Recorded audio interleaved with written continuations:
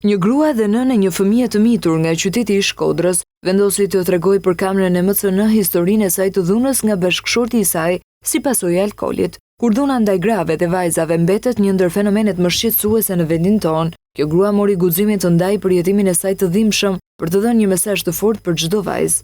Fillimet martesë, si në ëndra, ashtu siç e përshkruan çdo vajzë për fatin e saj, të bukura, të ëmbla. Filloi me dhunën verbale.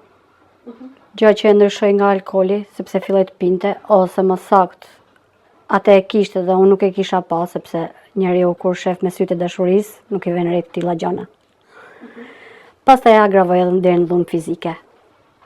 Situata që po përjetonte fëmia, sepse unë e kisha ndarë mendjen, ta vazhdoja jetën ashtu, por situata që po agravonte te fëmia im, gjendja mendore, ishte shumë e rëndë. E vetmja rrugë ishte që ikja, pasi mentaliteti këtu dënon. Suela Domnori, psikologe dhe menaxhere e stres gruaja te gruaja, tregon se rastet e dhunës në familje janë gjithnjë më shumë në rritje. Ajo thotë se vetëm gjatë 3 muajve të parë të këtij viti janë regjistruar 10 ngjarje të tilla.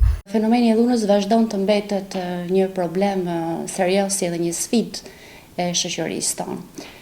Viktimat, kryesisht gratë dhe fëmijët, përballen jo vetëm me dhunën fizike, por edhe atë psikologjike, ekonomike dhe emocionale.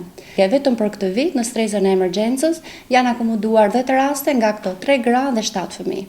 Shifrat e grave dhe fëmijëve që vuajnë dhunën fizike dhe psikologjike janë të larta. Në të shumtën e rasteve, shkak kryesor është situata ekonomike dhe konsumimi i alkoolit. Si pasojë e dhunës fizike dhe psikologjike, fatkeqësisht nuk kanë munguar edhe rastet fatale.